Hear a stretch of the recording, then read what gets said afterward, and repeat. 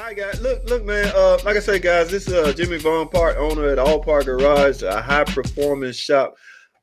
Just say hello to everybody, Jimmy. Man, how y'all doing, everybody? Couple guys just here checking with you guys. Happy to be here. Here for a little Q&A, and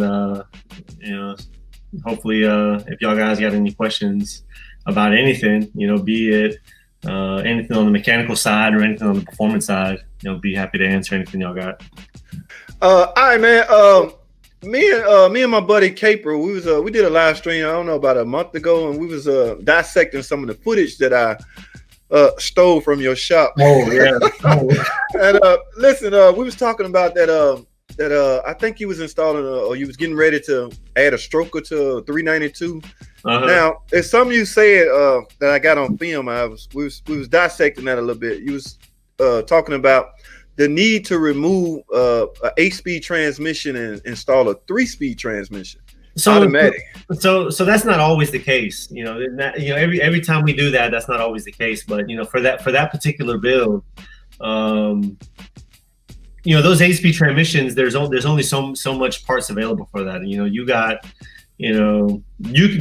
can build those 8 speeds, those 8 HP 90s. You can build them to handle, just about right to 1500 horsepower or torque. We measure by torque, like how much torque can it handle. Right now, they say 1500 horsepower. We go in, we change the clutches. We put in Kevlar clutches. We put on, we change the steels. We change the material of the steels. But right now, there's no manufacturer that offers billet input shafts, billet hubs, or anything like that to be able to hold all that stuff together on the inside of the transmission. So that particular build, is a big 426. Sometimes we're doing all billet internals, billet crank, billet rods, billet pistons.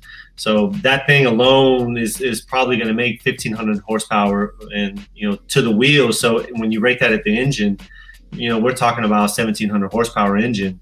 There's no way we can make that 8-speed handle that kind of power. So we went to a 3-speed TH400, and the only reason why we did that, it's made more durable. We're able to go in and get bigger input shafts. Wow. We're able to get it, all the billet parts, and that thing there is rated to handle 2,000 foot-pounds of torque. So the 3-speed I got a picture of it, guys. Let's you saying this is a bigger size? No, it's a smaller transmission. That thing compared to 8-speed is a lot smaller than what an 8-speed transmission is. But the parts that are in there are able to hold all that power without breaking any planetaries, busting any ring gears, busting the planetary gears open. We got input shafts, billet input shafts, where we don't have to worry about the input shaft snapping in half. Wow. And this is gonna bolt up nicely to that. What was that, a Challenger? Or yeah, it was a Challenger. That's man. It's a GM style transmission. So this is a custom case. So, I mean, that's an aluminum housing case. It's aluminum case. So the front half of the case has been specially machined, so it'll bolt up to to the Hemi engine. Yeah, that's what I see Caper saying that with that 3-speed, you get to apply all the torque. All of it. We don't got to worry about any torque management or nothing like that. That's it's whatever we tell the engine to put down. That's right. The transmission. All it's going to do is make sure it sends it back to the to the rear end. Okay, so here's where I'm confused at. That the length of that transmission is similar to the 8-speed that's coming out. It's probably it's probably going to be about 8 inches shorter. A longer drive shaft would be. Yeah, so we get a custom drive shaft, so stuff like that. We got we use G-Force, and G-Force supplies all of our drive shafts, and so something like that. Once we get it all in there, we actually got it, in the shop right now. We got everything. And so, once we get the engine, the transmission up, and we got, we're going with the 9-inch rear end. And once we get all that stuff in, then we take certain measurements that G-Force wants us to take, and we give them all the measurements they ask for, and then they make us a custom drive shaft that'll be able to fit in there. Wow. Okay. I mean, we dissected it a little bit the last time, and but 8-speed to a 3-speed just seemed uncommon. I guess the emission is not this car. I mean, that car there is probably going to spend 95% of its life on the track. You know, very, very rare is that thing. And, you know, right. If anything, you know, that guy's probably going to go to a couple cruise-ins. You know, he'll go to a couple car shows, but it's not like he's going to hop on 285 and, you know, try to do 90 miles an hour, you know. So that's not what this car is being built for. So, okay. So drivability is all, you know, that's out the window. It's just all about from light to light, you know, how fast can we get there? All right. So another thing we touched on was the mere fact that these guys, I guess they just loaded with money. I think you have to order a car now. You can't just come to a dealer and a Demon is sitting on the lot. I guess you have to order it. But the minute they drive off the lot, they head to a high performance shop as if the factory, the torque or the horsepower. Enough is never enough. It's not enough. Enough is never enough. I mean, enough is never enough. You got to think about how long have people been modifying cars? I mean, back to the carbureted days, and you hear all the old heads talking about 750 double pumpers, and nobody. That's how we are as a people. We're never satisfied with what we got. We always want more. You get a little bit of power. I remember 2006 when the first SRT came out. I was still a young kid. I started working at the dealership right out of high school, 2001. So I was 18 in 2001. So 2006. I'm 23 years old, and I'm getting this 400 something horsepower car. Right. Man, I thought that was the fastest car ever in life. Now we got Hellcats, 707 horsepower. We got Red Eyes, factory rated 797. And now I jump in those things, and to me it's like I'm not impressed with 700 horsepower anymore.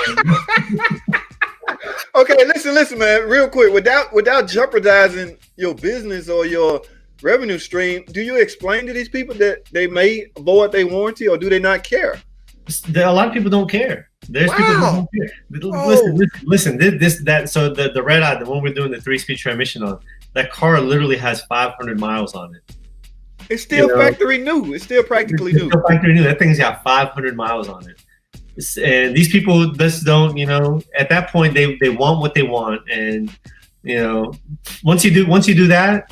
You pretty much the risk that you're taking. Anytime you push anything to its limit, there's always a chance that something's gonna fail. It doesn't matter how well it's built. It doesn't matter how well it's engineered. When you constantly are pushing things to the limit, something is bound to fail. So whenever you get into performance, you have to understand that, and a lot of these people do. So these guys just say, this is what I want. I know what I want, and just give me what I want. So who am I to tell them no? All right. So Allpar Garage, they have a presence on social media presence. Is that correct? Yeah, that's right. We're big. We're mostly active on Facebook and Instagram. We got a YouTube account. I don't know if I would call it a channel because there ain't nothing really on there. We don't got no followers like you, but. Whatever. Instagram, Facebook, Allpar Garage. We try to post as much as we can, and sometimes we're limited to the things that we can post. You got some racers sometimes that they don't want people to know what's being done to their car. That's what I was going to ask you. Everybody else to know. So sometimes, we have the baddest thing that, oh man, we can't wait to post this, and then they say, what? I don't want nobody to know what's going on. I'm trying to make some money, and keep it like these people, So we probably only post, maybe I would say 15% of the actual stuff that comes through the shop, just because. Wow. Boy, I would be in heaven if I was in there daily with my camera, and then to be told something like that, I would like. Ooh, good Lord. We some stuff like that. We got to kind of pick and choose. What we can share and what we can't share. Oh, okay. Everybody that want their business out there. So under the hood, it's the big top secrets of some guys. They want to. You line up and it's run what you brung sometimes. Oh, they want the competitor to know what they working with. Want them to know, right?